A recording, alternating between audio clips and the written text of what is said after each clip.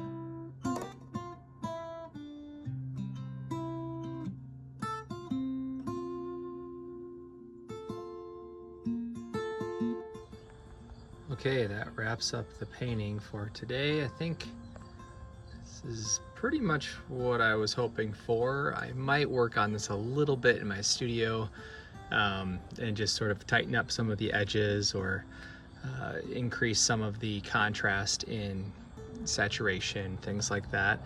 But otherwise, I think this is pretty much done. Thanks for watching the video and checking out my process. I hope you enjoyed it. Hope you enjoyed seeing how I've been arranging my still lifes. You can really see how much the light changed from when I started, which, you know, if you've ever done plein air painting, then you're familiar with those challenges, but also the benefits and rewards of painting from natural light and direct observation. Here's what my palette looks like after this session. This is probably like a 3-hour painting session in total. I'm trying to get my camera to focus here. Those were the brushes that I used today. Hopefully you can see those. And yeah, that's the end of the video. Check out my website if you want to see more of my work over at akunaarts.com. Thanks again for watching and have a wonderful day.